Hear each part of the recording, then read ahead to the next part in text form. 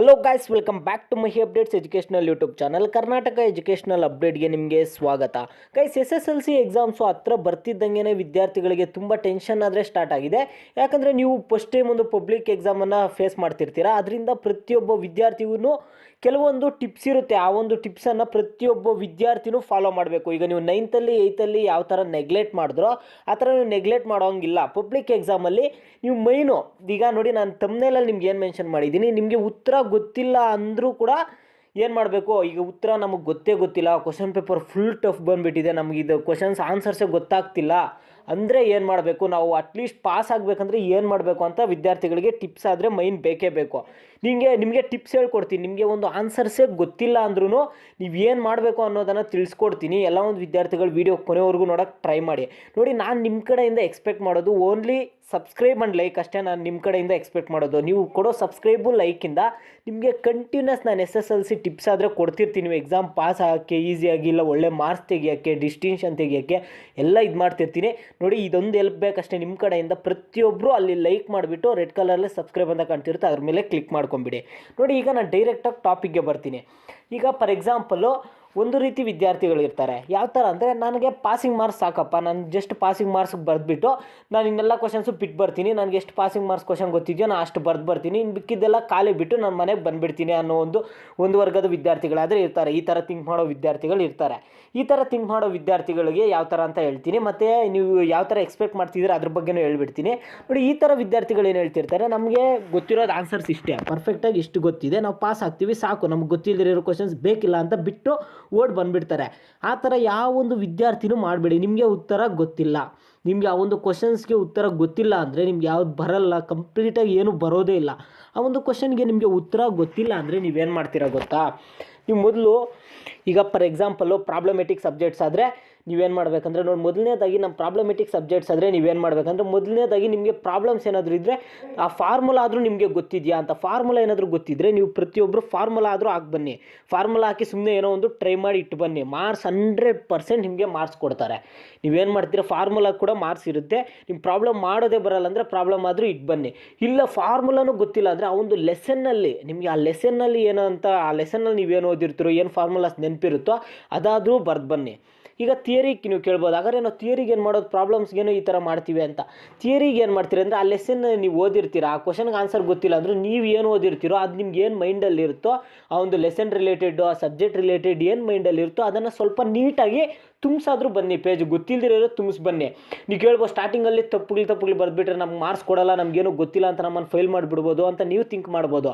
ಆದರೆ ನೀವು ಮೊದಲು ಏನು ಮಾಡ್ತೀರಾ ಗೊತ್ತಾ, ನೀವೇನು ಆರ್ಡರ್ ವೈಸೇ ಈ ಕ್ವಶನ್ ನಂಬರ್ 1ಇಂದ 1 2 3 4 5 ಹಿಂಗೆ ಆರ್ಡರ್ ವೈಸೇ ಬರೀಬೇಕಂತ ಏನಿಲ್ಲ. ನಿಮ್ಗೆ ಯಾವ್ದು ಗೊತ್ತಿದೆ ಅದು ಕ್ವಶನ್ ನಂಬರ್ ಹಾಕಿ ನೀಟಾಗಿ ಆನ್ಸರ್ ಮೊದಲು ನಿಮ್ಗೆ ಯಾವ್ದು ಗೊತ್ತಿದೆ ಅದನ್ನು ನೀಟಾಗಿ ಬರೆದು ಇಡಿ. ಬರ್ದು ಅಲ್ಲಿಗೆ ತುಂಬಿಸ್ತೀರಾ. ನಿಮ್ಗೇನು ಗೊತ್ತಿದೆ ಅದನ್ನು ನೀಟಾಗಿ ಬರೆದ್ಬಿಟ್ಟು ತುಂಬಿಸ್ತೀರಾ. ಈಗ ಅವಾಗ ಏನು ಮಾಡ್ತೀರಾ ಅಂದರೆ, ನಿಮ್ಗೆ ಯಾವೊಂದು ಕ್ವಶನ್ ಗೊತ್ತಿಲ್ಲ, ಆನ್ಸರೇ ನಿಮಗೆ ಗೊತ್ತಾಗ್ತಿಲ್ಲ, ಅದು ಏನು ಮಾಡ್ತೀರಾ ಅಂದರೆ ನೆಕ್ಸ್ಟ್ ಕ್ವಶನ್ ನಂಬರ್ ಹಾಕ್ಕೊಂಡು ಯಾವುದೇ ಒಂದು ಕ್ವಶನ್ ಕೂಡ ನೀವು ಖಾಲಿ ಬಿಟ್ಟು ಬರಬೇಡಿ. ನೀವು ಎಷ್ಟು ಅವರ್ ಟೈಮ್ ಕೊಟ್ಟಿರ್ತಾರೋ ಅಷ್ಟು ಅವರು ಅಲ್ಲಿ ಕೂತು ಪ್ರತಿಯೊಂದು ಕ್ವಶನ್ ಬರೆದು ಬನ್ನಿ. ಅಲ್ಲೂ ಇಲ್ಲ ಅಂದರೆ ಕ್ವಶನ್ ನಂಬರ್ ಆದರೂ ಹಾಕಿ ಬನ್ನಿ. ನಿಮಗೆ ನೋಡಿ, ಗ್ರೇಸ್ ಮಾರ್ಕ್ಸ್ ಅಂತ ನಿಮ್ಗೆ ಗೊತ್ತಿರುತ್ತೆ. ಗ್ರೇಸ್ ಮಾರ್ಕ್ಸು ಕ್ವಶನ್ ನಂಬರ್ ಆದರೂ ಹಾಕಿರಬೇಕು. ಕ್ವಶನ್ ನಂಬರ್ ಹಾಕಿದರೆ ಮಾತ್ರನೇ ಗ್ರೇಸ್ ಮಾರ್ಕ್ಸ್ ಕೊಡ್ತಾರೆ. ನಾನು ಹೇಳೋ ಸಜೆಷನ್ ಏನಂದರೆ, ನೀವು ಕ್ವಶನ್ ಮಾರ್ಕ್ ಕ್ವಶನ್ ನಂಬರ್ ಮಾತ್ರ ಹಾಕೋದಕ್ಕಿಂತ ಆನ್ಸರ್ಗೆ ಏನೋ ಒಂದು ಬರೆದು ಬನ್ನಿ. ಈ ಟಿಪ್ಸು ನೋಡಿ, ಈ ಕೆಲವೊಬ್ಬರು ನಿಮ್ಮ ಸೀನಿಯರ್ಸ್ ಆಗಿರ್ಬೋದು, ನಿಮ್ಮ ಮನೆ ಕಡೆ ಆಗಿರ್ಬೋದು, ನಿಮ್ಮ ಊರ ಕಡೆ ಆಗಿರ್ಬೋದು ಅಂತಿರ್ತಾರೆ, ನಾನೇನು ಬರದೇ ಬಂದಿಲ್ಲ, ನಂದು 550 ಬಂದುಬಿಡ್ತು, 560 ಬಂದುಬಿಡ್ತು, ನಂಗೆ ಆನ್ಸರ್ಸ್ ಕರೆಕ್ಟಾಗಿ ಗೊತ್ತಿಲ್ಲ ಅಂತ. ಇದೆಲ್ಲ ಇದರಿಂದನೇ ಆಗುತ್ತೆ. ಮತ್ತು ಇನ್ನೊಂದು ಟಿಪ್ಸ್ ಏನಂದರೆ ನಿಮಗೆ ಕೊಡೋದು, ತುಂಬ ಸ್ಕ್ರ್ಯಾಚಸ್ ಅಂತೂ ಮಾಡೋಕ್ಕೆ ಹೋಗಬೇಡ್ರಿ. ಪೇಪರನ್ನು ತುಂಬ ಗಲೀಜು ಮಾಡೋದು, ತುಂಬ ಸ್ಕ್ರ್ಯಾಚಸ್ ಮಾಡಿ ಎಷ್ಟಂದರೆ ಅಷ್ಟು ಜೆಲ್ ಪೆನ್ನಲ್ಲಿ ಅದರಲ್ಲಿ ಬರೆದು ತುಂಬ ಡಾಟ್ಸು ಸ್ಕ್ರ್ಯಾಚಸ್ ಅವೆಲ್ಲ ಮಾಡಬೇಡಿ. ಪೇಪರನ್ನು ನೀಟಾಗಿ ಮೇಂಟೈನ್ ಮಾಡಿ. ನೋಡಿ, ನೀಟಾಗಿ ಮೇಂಟೈನ್ ಮಾಡಿದ್ರೆ ಈಗ ವ್ಯಾಲ್ಯೂಯೇಷನ್ ಮಾಡೋರು, ಈಗ ಆಲ್ರೆಡಿ ನಮ್ಮ ಟೀಚರ್ಸ್ ಇದ್ದಾರೆ, ನಮಗೆಲ್ಲ ಗೊತ್ತಿದೆ, ನಾವು ಆಲ್ರೆಡಿ ಎಕ್ಸ್ಪೀರಿಯೆನ್ಸ್ ಮಾಡಿದ್ದೀವಿ. ವ್ಯಾಲ್ಯೂಯೇಷನ್ ಮಾಡೋರು ಏನು ಮಾಡ್ತಾರೆ ಗೊತ್ತಾ, ನೀಟಾಗಿ ಏನಾದರೂ ಇದ್ದರೆ ಪೇಪರು, ನೀವು ಆನ್ಸರ್ಸ್ ಎಲ್ಲ ನೀಟಾಗಿ ಮೈಂಟೈನ್ ಮಾಡ್ಕೊತ ಪೇಪರ್ ಇದ್ದರೆ ರಾಂಗ್ ಇದ್ರೂ ನಿಮಗೆ ರೈಟ್ ಮಾಡ್ತಾರೆ. ಒಂದು ವೇಳೆ ನೀವೀಗ ಪಾಸಿಂಗ್ ಮಾರ್ಕ್ಸ್ಗೆ ಇನ್ನೊಂದು 5-6 ಮಾರ್ಕ್ಸ್ ಬೇಕಾಗಿರುತ್ತೆ, ನೀವು ಏನೋ ಒಂದು ಬರೆದು ಬಂದಿದ್ದರೆ ಅವಾಗ ಏನು ಮಾಡ್ತಾರೆ ಗೊತ್ತಾ, ಏನೋ ಒಂದು ನೀವು ಬರೆದು ಬಂದಿರೋದ್ರಿಂದ 5-6 ಮಾರ್ಕ್ಸ್ ಅಲ್ಲಿ ಏನೋ ಬರೆದಿರೋ ಹತ್ರ 1 ಮಾರ್ಕ್ಸೋ 2 ಮಾರ್ಕ್ಸೋ ಕೊಟ್ಟು ಪಾಸ್ ಮಾಡ್ತಾರೆ. ಅದೇ ನೀವು ಕ್ವಶನ್ಸ್ ಪಾಸಿಂಗ್ ಮಾರ್ಕ್ಸ್ ಬರೆದಿರ್ತೀರೋ ಒಂದು 5-6 ಕಡಿಮೆ ಆಗಿರುತ್ತೆ.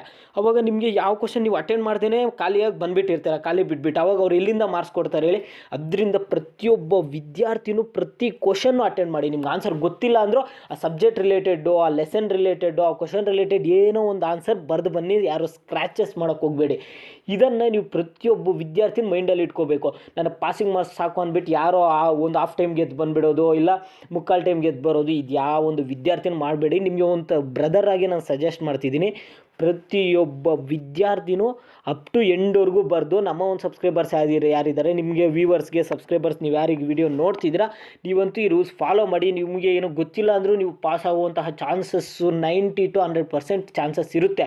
ನೀವೇನೋ ಒಂದು ಹೋಗಿರ್ತೀರಾ, ನೀಟಾಗಿ ಮೈಂಟೈನ್ ಮಾಡಿ. ಇನ್ನೂ ನಿಮಗೆ ಟೈಮ್ ಉಳಿದ್ರೆ ಈ ಕ್ವಶನಿಂದ ಕ್ವಶನ್ ಆದಮೇಲೆ ನೀಟಾಗಿ ಲೈನ್ ಹಾಕೋದು, ಇಲ್ಲ ಇಂಪಾರ್ಟೆಂಟ್ ನಿಮ್ಗೆ ಗೊತ್ತಿರೋದು ಅಂಡರ್ಲೈನ್ ಮಾಡೋದು, ಈ ಥರ ಟಿಪ್ಸು ನೀವು SSLCಯಲ್ಲಿ ಫಾಲೋ ಮಾಡಬೇಕು. ಯಾರಿಗಾದರೂ ಕೇಳಿ, ಈ ಥರ ಟಿಪ್ಸ್ ಫಾಲೋ ಮಾಡಿದವರು ತುಂಬ ಮಾರ್ಕ್ಸ್ ಆದರೆ ಪಡ್ಕೊಂಡಿದ್ದಾರೆ. ನಿಮ್ಗೆ ಗೊತ್ತಿರೋ ಯಾವಾದರೂ ಇಂಪಾರ್ಟೆಂಟ್ ಕಾಣಿಸಿದ್ರೆ ಅದನ್ನು ನೀಟಾಗಿ ಅಂಡರ್ಲೈನ್ ಮಾಡೋದು, ಇಲ್ಲ ಕ್ವಶನ್ ಆದಮೇಲೆ ಒಂದು ಪೆನ್ಸಿಲ್ ಸ್ಕೇಲ್ ತಗೊಂಡು ಲೈನ್ ಹಾಕೋದು. ಟೈಮ್ ಏನಾದರೂ ಉಳಿದ್ರೆ ಇದು ಮಾಡಿ, ಟೈಮ್ ಉಳಿದೇ ಇದ್ದರೂ ನಿಮ್ಗೆ ಏನು ಗೊತ್ತಿದೆ ಅದನ್ನು ನೀಟಾಗಿ ಬರೀರಿ, ಆಯಿತಾ? ಯಾರು ಖಾಲಿ ಬಿಡಬೇಡಿ. ಮೈನ್ ಇದೆ, ನಿಮಗೆ ಉತ್ತರ ಗೊತ್ತಿಲ್ಲ ಅಂದರೆ ನೀವೇನು ಮಾಡಬೇಕಂದ್ರೆ ಪ್ರತಿಯೊಬ್ಬರು ನಿಮಗೆ ಲಾಸ್ಟ್ ಕನ್ಕ್ಲೂಷನ್ ನಾನು ಕೊಡೋದೇನೆಂದರೆ, ಯಾರು ಪೇಪರನ್ನು ಖಾಲಿ ಬಿಟ್ಟು ಬರಬೇಡಿ. ಖಾಲಿ ಅಂತೂ ಒಬ್ಬ ವಿದ್ಯಾರ್ಥಿ ಕೂಡ ನಿಮ್ಮ ಒಂದು ಪೇಪರನ್ನು ಖಾಲಿ ಬಿಡಬೇಡಿ. ಫುಲ್ ಅಪ್ ಟು ಸ್ಟಾರ್ಟಿಂಗಿಂದ ಎಂಡ್ವರೆಗೂ ಫಿಲ್ ಮಾಡಿ ಬನ್ನಿ, ಆಯಿತಾ ಗೈಸ್? ಇದು ನಿಮಗಿನ್ನೂ ಮಾರ್ಕ್ಸ್ ರಿಲೇಟೆಡ್ಡು, ಕ್ವಶನ್ಸ್ ರಿಲೇಟೆಡ್ ಎಲ್ಲ ಟಿಪ್ಸ್ ಇದೇ ಥರ ಬರ್ತಿರುತ್ತೆ, ಮೋಟಿವೇಶ್ನಲ್ ವೀಡಿಯೋಸು. ಎಲ್ಲರೂ ಪಾಸ್ ಆಗ್ತೀರಾ, ಎಲ್ಲರೂ ಒಳ್ಳೆ ಮಾರ್ಕ್ಸ್ ತಗೊಳ್ತೀರಾ, ಅವ್ರ ನಂಬಿಕೆ ಇದೆ.